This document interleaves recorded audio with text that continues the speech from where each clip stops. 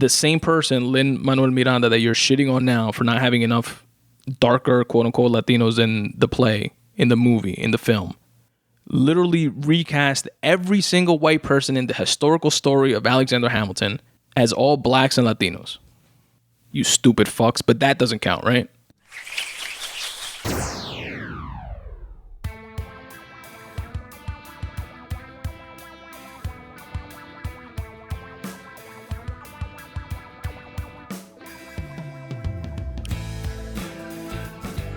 What up, folks? What's going on? Welcome to the Spun Today Podcast, the podcast that is anchored in writing, but unlimited in scope. I'm your host, Tony Ortiz, and I appreciate you listening. This is episode 183 of the Spun Today Podcast, and in this episode, I speak about three things. In the Heights, the film, based on the play by Lin-Manuel Miranda. I also speak about UFC 263, and a TV show that I've been watching, The Godfather of Harlem. If you're interested in my take, in my recap, my review, my deep dive, if you will, and I'm using the term deep dive very loosely in that sentence, but if you're at all interested, please stick around. But first, here is a very quick way that you can help support this show. You can support the Spun Today podcast by going to spuntoday.com/support.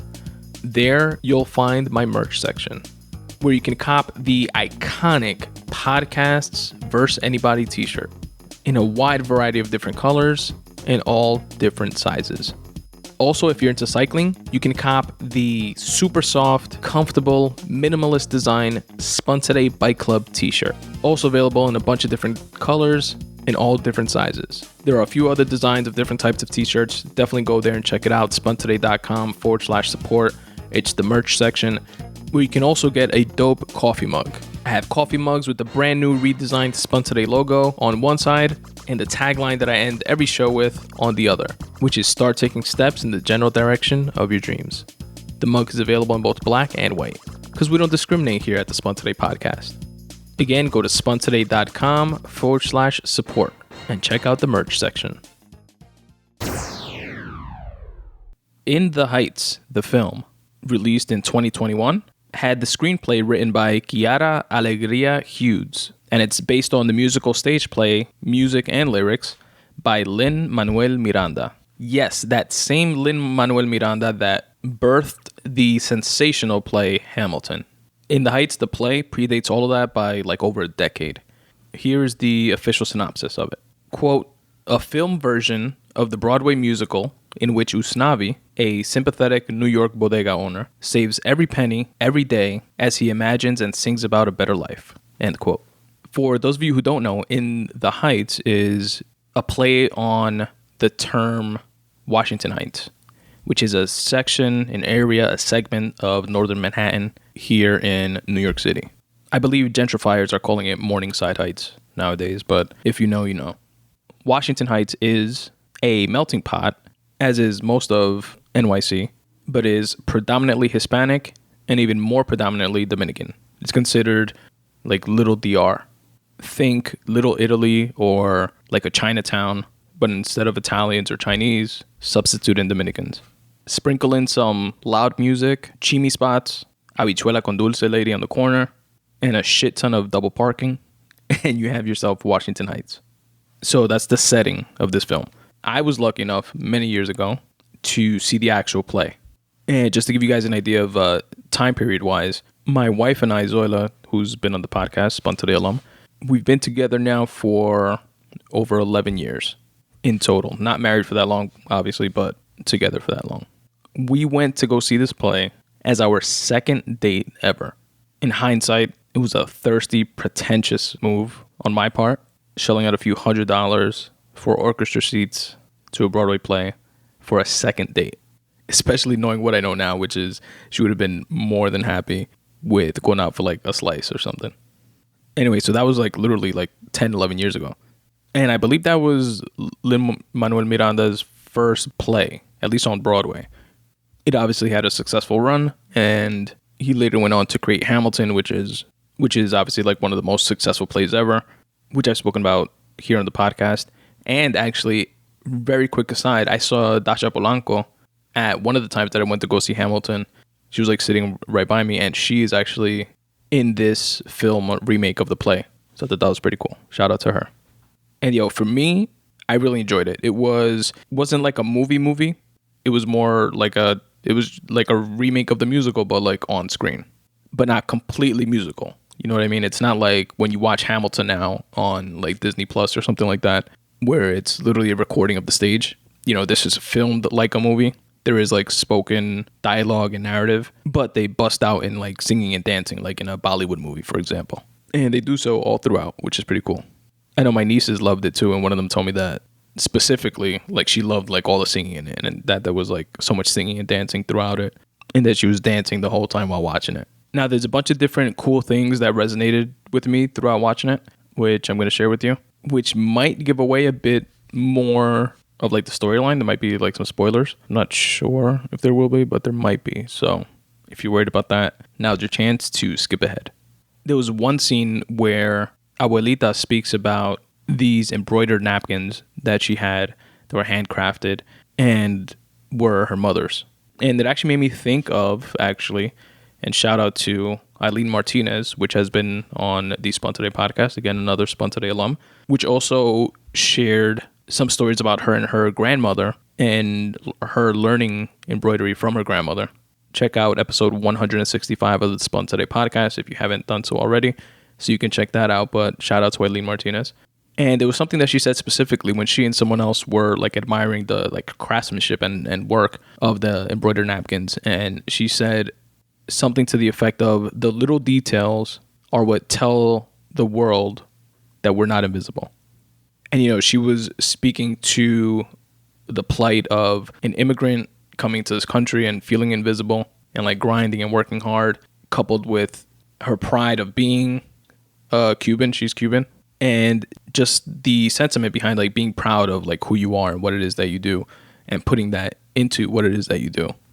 And it resonated with me, not just from the point of view of the immigrant mentality, which I can empathize with and relate to, being that my family's from the Dominican Republic, but just the sentiment behind focusing on the little details of your work, of your craft, even if you feel invisible as a writer or as a podcaster, Spun Today, but still having that sense of pride in what you do. I thought that was dope.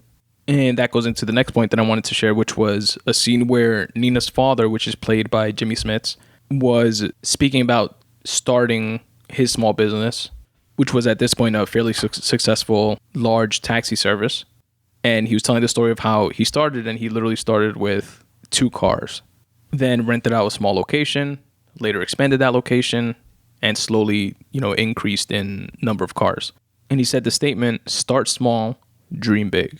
I also really like the song "We Are Powerless" because it had many different levels to it. It was like a double entendre on the fact that they were literally in a blackout, which on one level, you can relate to the fact that in a lot of these countries, especially DR, like the electricity, the power goes, like it goes out very frequently. It could be multiple times a day, definitely multiple times a week. It could be every day for a few days straight. They might get a day or two in between where your power is good, but it's literally just like a part of the way of life over there. And, if you are lucky enough to live near like a hospital or a school or like a place that can't lose power, and you happen to be close enough in proximity to like share the same electrical lines and outlets, you might be lucky and not have that issue, but that's like few and far between. And also many people in DR have like backup generators because this is such like a common occurrence. Like other resorts and shit, for example, will have backup generators, so you won't feel that if you visit in that way. But some residential like houses that can afford it also have that.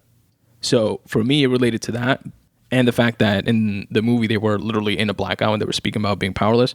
But the "we are powerless" was also like a double entendre to we as a people are powerless. Our voices are not heard. And a lot of the lyrics throughout the song spoke to that sentiment and that struggle and that plight. I also appreciated like the attitude of making the best of a bad situation and being in that blackout. Like they took the opportunity to start shooting fireworks and appreciating the darkness of that night sky. A constant theme of the movie was the fact that everybody has their own quote unquote sueñito, which for my Hispanically challenged friends out there means a dream. Everybody has their own dream. And you had that with all of the characters, where Usnavi, the main character, he's the bodega owner, and he's like saving up money and wants to go to DR to open up this like bar restaurant spot on the beach that his deceased father used to own. And he remembers so fondly from his childhood, from going over there as a kid. You have Jimmy Smith, his character, who owns the taxi service, who realized that sueñito, and then had the dream of being able to provide for his daughter, who has gone off to college, and, you know, paying her tuition at an expensive Ivy League school. I think it was Columbia or NYU. I think Columbia, though. And it's something that he regretted not being able to do himself in going through school. Then she, on the flip side, felt like she didn't fit in that environment, and she just wanted to come back into the neighborhood. You have another character who is one of the beauticians. She works at a salon. She plays Usnavi's, I forget her name, but she plays Usnavi's love interest. Her sueñito is to get the fuck out of Dodge and become a fashion designer. You have Abuelita, who has realized her sueñito of just looking after the kids in the neighborhood. And in that very it takes a village mentality, help raise them and help be like a rock and a cornerstone for each of them. And she also has a sueñito of win the lottery one day. And so it goes with life, right? Everybody has a sueñito. I want to be a writer and podcaster. I want to take my full-time job and part-time hobby and flip that around to a full-time hobby and part-time job. Everybody has their thing. Even if it's just, I'm dreaming for the weekend to come so I can go to the beach or chill out on the couch and relax. Which leads me to another song, which I actually remembered from the play, because I didn't remember a lot of the play until like rewatching or watching the movie rather. And then some of it came back. But this song, Paciencia y Fe, I definitely remember from the play. And Paciencia y Fe translates to patience and faith. And you can definitely take that in the religious context and have that as like a guiding force in your life. But in my opinion, you don't have to. You can also have faith and patience in your pursuits. Have faith and patience in your craft. Have faith and patience in whatever it is that you're passionate about. So I definitely appreciate the sentiment behind that song and the message behind it, or embedded within it, rather. A line I liked from it was, I forget who it was that was saying it, but they were referring to something that Abuelita always said, which is asserting our dignity in small ways. And that's true definitely as a people, but on the individual level as well. And ties back into what we spoke about earlier in terms of the little details that tell the world that we're not invisible. Another scene that was pretty cool is between Jimmy Smith's character and his daughter, which I'm forgetting if her name was Vanessa, if she was Vanessa or if she was Nina. I think Nina. Anyway, it's a scene that they come to a resolution for like the beef that they have, because like I mentioned before, he's like paying for her college, her room and board, and she just wants to come back to the neighborhood because she, one, doesn't want to impose on her father, who is like selling away pieces of his business to be able to afford paying for her room and board and tuition, but also because she feels out of place around these Ivy Leaguers and like she doesn't belong and she's treated differently. But they come to a resolution on that issue, and he says something to her which I thought was interesting, which he was happy about, and it was kind of like a passing the torch type of moment, where he tells her something to the effect of that she can see a future that he no longer can. And he said it like in a positive light, like in the way that his father couldn't see why he didn't drop out of school. Like his father wanted him to go work at the factory to help with supporting the family, but instead immigrated and hustled and started his own business of, you know, the 2-car taxi service. And in that way, it made him okay with the resolution that came about with their issue. Something funny, which I actually thought, and is one of the only other things that I remember from the actual play, but I actually thought they executed it better in the play and kind of like glossed over it in the movie, which was Usnavi's name. Usnavi, the main character who owns the bodega and wants to go back to DR, spells his name Usnavi. And, you know, they ask him, you know, that's like a weird name. I never heard that name before. Where does it come from, etc. And he explains that when his parents were coming to New York, they were on a boat, and then they see this like massive, huge ship, more grand than anything they've ever seen. And then plastered alongside the hull of the boat was U.S. Navy for United States Navy. And they decided to name their kid that, US Navy. And I know that's like a popular favorite from the play. And it was fun hearing that again. Now, the last thing I want to address about the play, about this like movie film remake of the play, is related to you cancel culture fucks. I don't even know what to call you. You're the culture vultures. The folks and critics that are like shitting on this play and on Lin-Manuel Miranda because he supposedly didn't cast enough Afro-Latinos, not enough like black Hispanics in the play. You people truly disgust me. You're taking the creative accomplishment of someone who busted their ass working on their craft, honing their craft, and was one of the lucky few that happens to be a Latino, by the way, one of the lucky few that breaks through and is able to bring his ideas, his dreams, his execution to fruition for the benefit, for the enjoyment of us, the masses, of you, culture vulture fucks. And in the process of executing his dream, his vision, for our viewing pleasure, he creates hundreds of jobs for writers and staff and choreographers and dancers and merchandising, ushers at the plays, is able to live off of his art, which most of us in our lifetimes will only dream of. And all you crabs in a bucket ass mentality motherfuckers can do is find something wrong with it and shit on it. And I say fuck you so vehemently because you're only doing it to virtue signal. You're only doing it to belittle and shit on someone else, to satisfy that crabs in the bucket mentality of yours. Because if you apply your own logic, your warped fucking logic, you will look at something like his smash hit play Hamilton and realize that the biography, the life story of Alexander Hamilton and all those involved, all those white folks that were involved in the historical truth of that story, the same person, Lin-Manuel Miranda, that you're shitting on now for not having enough darker, quote-unquote, Latinos in the play, in the movie, in the film, literally recast every single white person in the historical story of Alexander Hamilton as all blacks and Latinos. You stupid fucks, but that doesn't count, right? He's in absolute rare air with what he's been able to accomplish within his craft, within his art.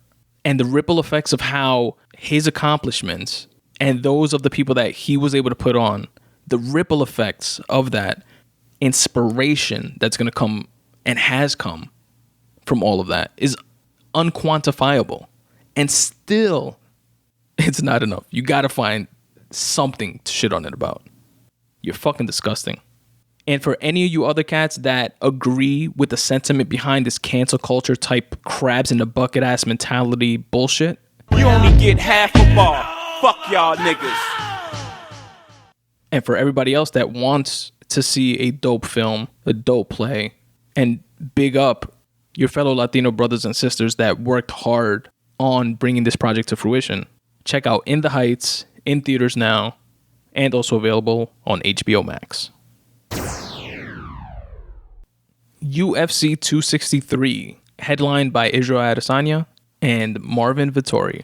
I'm going to quickly recap the top 3 fights that I saw, starting with Leon Edwards versus Nate Diaz. Leon Edwards beat Nate Diaz in a unanimous 5-round decision, and Leon absolutely dominated like 4.5 rounds. Towards the end of the 5th, Nate Diaz, with his impeccable cardio, started connecting and cracked Edwards really good towards the end, like wobbled him. And in true Nate Diaz fashion, he like points at him and like starts laughing and shit and like follows up. But it was literally like the last, I want to say like 20 or 30 seconds of the fight, if that. Also, why was this a 5-round fight? It wasn't a title fight and it was not a main event. It was Nate Diaz, obviously, which is a hugely popular name in the sport. But some rule or something that I'm not up to date with must have changed recently, because all fights are usually 3 rounds unless it's a main event and or a title fight. Next up in the co-main event was Brandon the Assassin Baby Moreno versus Davison Figuereedo. And the Assassin Baby submitted Figueredo via rear naked choke in the 3rd round to gain both a Performance of the Night bonus as well as, and most importantly, the flyweight championship of the UFC, which was so fucking cool to see. Brandon Moreno, I remember seeing him in one of the Tough series, The Ultimate Fighter, the TV show, which for those of you who don't know is like a real world type of show that the UFC has, where they put a bunch of fighters in a house together, record all the drama and shit, similar to like real world. They train and they're on two separate teams, but they all live under the same roof, and they train with coaches and fight each other and get eliminated throughout the series. And last man standing gets a contract in the UFC. Brandon was one of these fighters, and to see him go from that to now becoming the flyweight champion of the UFC is just like a dope full circle. And he's also, or at least comes off as like one of the nicest dudes ever. And you can see that not just from like the way he like interacts in like interviews and speaks and stuff, or on social media and things like that, but also everyone that you see come in contact with him, like other fighters, including Davison Figuereedo, was like super happy for him winning. So the guy that he just finished choking out was like clapping, picked him up, pat him on his shoulders, and was like super happy for Brandon that he won the championship. And it's like dope to see that, not just from like a sportsmanship perspective, but it's like one of those moments where somebody that you think deserves to get something actually gets that something. It's super cool to watch. So hats off to the new UFC flyweight champion, Brandon Assassin Baby Moreno. And in our final main event of the evening for UFC 263, Israel Stylebender Adesanya beats Marvin Vettori in a unanimous 5-round decision. Marvin Vettori was poised to become the first UFC champion of Italian descent ever, but Israel Adesanya nixed that idea and those plans. Stylebender was like playing around the entire time that he was in there. Like he looked like he was just having fun. Another day at the office. It really did seem effortless. And remember, this is coming off of a loss from when he went up in weight to challenge for the light heavyweight title and lost. And then this is his first bout back in his division, where he was and still is the champion at middleweight. So it was definitely cool to see him again in his element. And in true Israel Adesanya fashion, he created several memeable moments during this fight. At one point, when Vettori had him like pressed up against the fence, like towards the end of a round, Adesanya just like pats his ass and like squeezes it. Then towards the final seconds of the match, when Vettori again is like pressing Israel up against the fence and just trying to like wail on his leg, Israel like pretends to cry and pretends that he's like really being hurt, but like in a very animated, you could tell that he's like pretending way. So that was pretty funny. And then at the end, when Bruce Buffer's announcing the winner of the fight, Vettori has like his hands up and his head down, like he's like hoping that he's gonna get the win. And then the camera pans to like Israel Adesanya, and you see him like mocking Vettori, and he's like pretending to be Vettori, like crossing his fingers and like please, please, please, please, please. And then he like points at him and laughs like fucking idiot. Like there's no way in hell you won. Which definitely doesn't get a check mark in the box of sportsmanship, but definitely does in the column of it was funny. So definitely hats off to the reigning, defending UFC middleweight champion, Israel the Stylebender Adesanya. And that's UFC 263. The Godfather of Harlem was created by Chris Brancato and Paul Eckstein. And here's the official synopsis.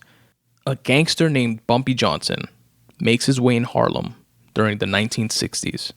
A TV prequel to the 2007 film American Gangster, which centered on the criminal enterprise of Frank Lucas. Do you guys remember that movie? American Gangster? Dope movie starring Denzel Washington. And Jay-Z has a concept album by the same name, American Gangster, based on that movie. Anyway, the American Gangster movie, this TV show, which is available on Epix, by the way, if you guys want to check it out, is the prequel to that. It predates that. So in the movie, Denzel Washington's character, Frank Lucas, he was a driver for like this kingpin Godfather of Harlem.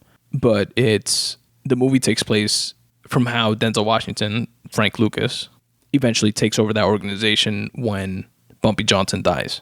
This prequel, at least so far, up until the 2 seasons that are out, is all about Bumpy Johnson, which again is the guy that Frank Lucas was the driver for. The writing credits for the show are Chris Brancato, Paul Eckstein, Rashida Brady, Zach Kalig, Moses Bernieu, Michael Paines, Lawrence Andrews, Heather Mitchell, and Matthew Newman. And the show has won a Primetime Emmy. The writing is great. It's like really good, captivating story that covers the rise of Bumpy Johnson and his like criminal enterprise in Harlem and how it intertwines with the Italian mafia and their dealings with each other over territory. But what stands out most to me of this series is the impeccable acting, like across the board. I have not seen one character in this entire series that like doesn't go or that doesn't fit or that doesn't just like knock it out of the park. I think, and this might be an odd statement, but the main character, Bumpy Johnson, is played by Forrest Whitaker. I think Forrest Whitaker is, I don't want to say worst actor in this series, but he's the only one that at first I was like not believing him like in this role. And it's Forrest fucking Whitaker. He could like play anybody, right? He's like the cream of the crop when it comes to actors. But that's just to show you like the level of acting within this entire series. Malcolm X is in the series a lot because this is around his time in Harlem, civil rights movement era. He's supposedly friendly with Bumpy Johnson. And throughout the series, you know, they leverage each other's strengths, if you will. But so many more. Then Malcolm X's character is played by Nigel Thatch. You have Ilfanesh Hadera, Lucy Fry, Antoinette Crow Legacy, Vincent D'Onofrio, which plays Edgar from Men in Black. Remember Edgar?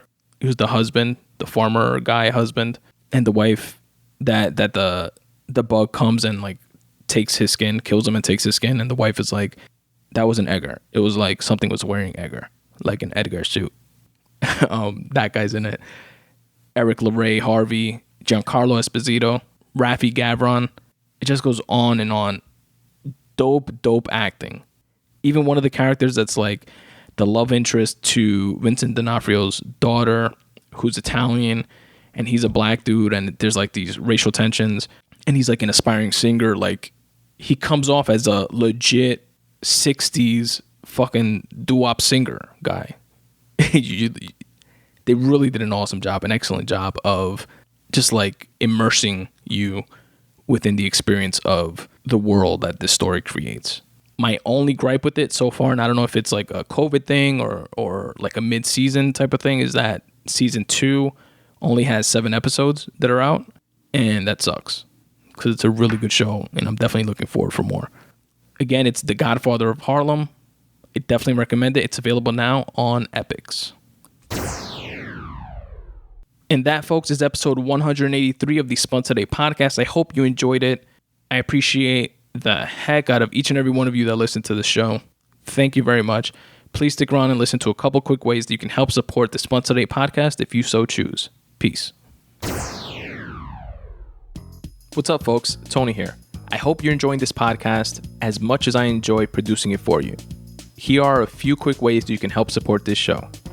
You can support the Spun Today podcast by going to spuntoday.com/support. There, you'll find my merch section, where you can cop the iconic Podcasts vs. Anybody t-shirt in a wide variety of different colors and all different sizes. Also, if you're into cycling, you can cop the super soft, comfortable, minimalist design Spun Today Bike Club t-shirt. Also available in a bunch of different colors in all different sizes. There are a few other designs of different types of t-shirts. Definitely go there and check it out. spuntoday.com/support. It's the merch section, where you can also get a dope coffee mug. I have coffee mugs with the brand new redesigned Spun Today logo on one side and the tagline that I end every show with on the other, which is start taking steps in the general direction of your dreams. The mug is available in both black and white, because we don't discriminate here at the Spun Today Podcast. Again, go to spuntoday.com/support and check out the merch section. You can support the Spun Today Podcast by checking out my writing. You can go to spuntoday.com/free writing and check out some of my free association writing, which is intended to be some cathartic free writing, but oftentimes doubles down as motivation for myself and others. At spuntoday.com/short stories, You can read a bunch of the different short stories that I've written and actually listen to the audiobook versions of those short stories there as well. Another way you can help support my writing is by going to spuntoday.com/books and checking out what I have in store for sale. Digital copies are available in all formats, whether it be Kindle, iBooks, or a different type of e-reader. You can also purchase paperback copies if that's your preferred reading method. Currently available, I have my nonfiction, Make Way for You, which is a collection of freely written thoughts that were curated and put together as tips for getting out of your own way. Also available is my debut time travel novel titled FRACTAL. Again, go to spuntoday.com/books to show your support. Support the Spun Today podcast by following me on social at Spun Today on Twitter, at Spun Today on Instagram. Please also check out and like my Facebook page, facebook.com/Spun Today, and subscribe to my YouTube page as well. On my YouTube page, not only will you get these full-length episodes, but you'll also get to check out some chopped up clips and bonus content. To get to my YouTube page, just search Spun Today on YouTube or click on any of the YouTube icons on the footer of my website. Also, don't forget to rate and review this podcast wherever it is that you're listening. It really does help. The Spun Today newsletter is available to each and every one of my listeners absolutely for free. All you have to do is go to spuntoday.com/subscribe and drop in your email address. What I'm going to do is brighten up everybody's least favorite day of the week by delivering 5 curated things within my weekly newsletter every Monday at noon. You're going to receive a photo of the week, a recommended podcast of the week. I listen to tons of podcasts from an array of varied interests. I cherry pick the very best ones so that you can check them out. I also share a video of the week, which can be anything from a tasty recipe to a dope rap battle to an enlightening TED Talk. I also share a quote of the week. And finally, for my fellow wordsmiths out there, a word of the week so that you can step up your vocab. Again, this curated list is yours absolutely free by going to spuntoday.com/subscribe and dropping in your email address, and you can unsubscribe at any time. Again, go to spuntoday.com/subscribe, drop in your email address, and you'll get the very next one. If you want to help support the Spun Today podcast financially, you can do so by going to spuntoday.com/support. Here you'll find a few different ways that you can do so. You can shop on Amazon, but first go to my website, spuntoday.com/support, click on the Amazon banner, which will take you to Amazon's website where you do your shopping like you normally do. It will not cost you anything extra, but I will get credit for driving traffic to their website. Another cool way that you can help support this show is through Patreon, where you can set up reoccurring donations to my podcast, whether it be $1 per show, $2 per show, etc. And depending on how much you choose to pledge, you will receive some Patreon perks in return. Things like free writing pieces, free bookmarks, free digital copies of my books, etc. Again, my Patreon link can be found at spuntoday.com/support. You can also set up similar reoccurring payments via my Ko-fi page. And if you want to send a one-time happiness bomb donation, if you will, you can do so via my PayPal link. Again, all of which can be found at spuntoday.com/support. If you're a fellow creative, a cool way that you can help support the Spun Today podcast and actually be part of the podcast is by filling out my 5-question questionnaire located at spuntoday.com/questionnaire. Here you'll find 5 open questions related to your craft, your art, what inspires you to create, what type of unrelated hobbies you're into, and what motivates you to get your work done. You can choose to remain anonymous or plug your website and your work. And once you submit your questionnaire, I read your responses on a future episode of the Spun Today podcast. It's completely free at no cost to you. And what I like to say about it is that if your responses could potentially spark inspiration in someone else, why not share that? spuntoday.com/questionnaire. And as always, folks, substitute the mysticism with hard work and start taking steps in the general direction of your dreams. Thanks for listening.